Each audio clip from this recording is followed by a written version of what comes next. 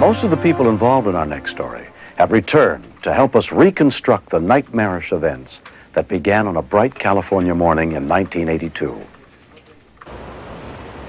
In a narrow canyon along the American River, Mike Astle and his cousin Dave Burgess were prospecting for gold, dreaming of striking it rich. We got up early that morning. We're excited, anxious to get going.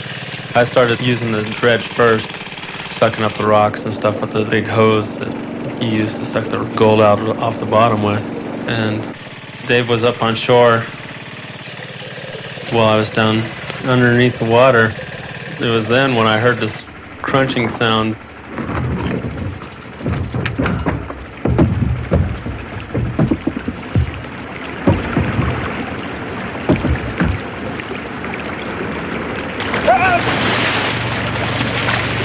I was scrambling, trying to get out of the hole.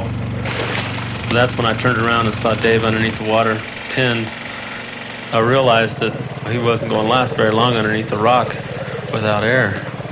And I took the regulator out of my mouth and put it in his mouth, but the regulator didn't work. So I screamed for help.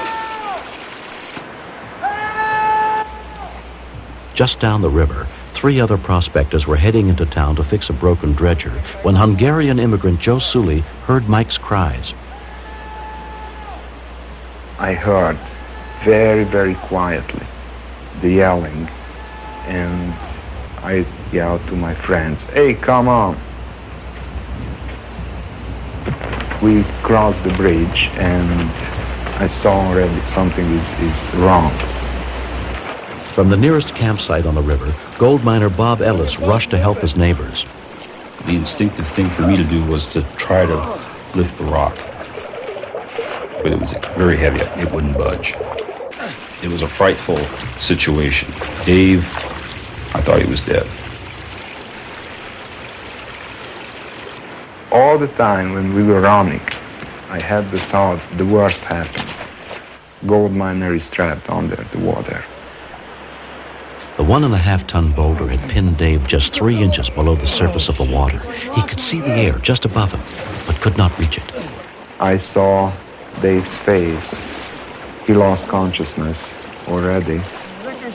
Chris, my friend from Poland, mouth by mouth, he pushed the first shot of air into Dave's body.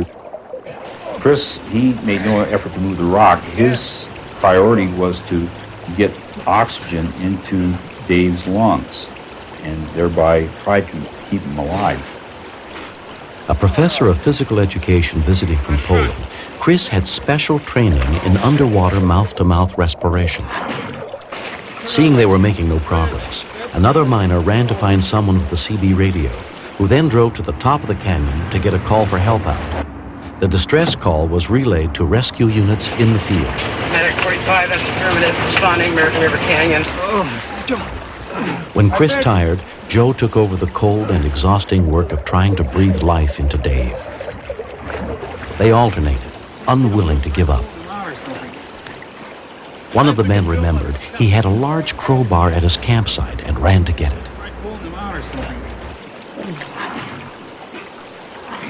The minutes were passing, and none of the men knew how much longer they could keep going. Running the dredge seemed to help the situation. We removed some gravel. By the time the pry bar did arrive, we were able to position it to where we could get a leverage without causing injury. In one moment I felt the body is moving, but he looked dead. After more than 10 minutes trapped underwater, Dave's limp body was pried out from under the boulder. When we finally pulled him up on shore, that's when the Polish guy gave him CPR. He had to be brought back to life. Chris knew how. Chris instructed me very shortly. You pump him up, and I'm gonna to do the hard massage.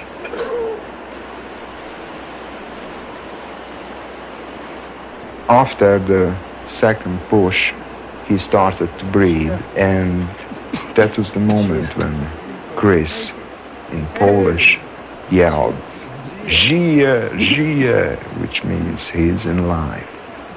Everybody's hand fell down and we felt real good. The nearest ambulance had been miles away by rough dirt roads at the time the call for help came in. Dave was coughing up blood from ruptured vessels in his lungs, but breathing shallowly on his own as senior medic Joe Cross reached him.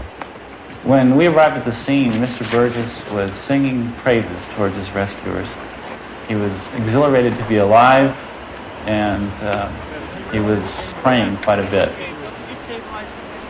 The rescuers were timely. They appeared to have delivered the appropriate rescue measures, and I think that without those measures, Mr. Burgess would not be alive today. I can remember waking up on the bank, and I knew that I was dead, and the next thing I remember is thinking, wow, rivers in heaven. That was my first thought, because I heard the water, and it was like I was dreaming almost. It was a very frightening feeling to see the possibility of death and how fast it can happen. There was kind of a unison there, the way the people responded in this crisis, and I think that was one of the key factors in the success of the rescue. There was no one hero that day.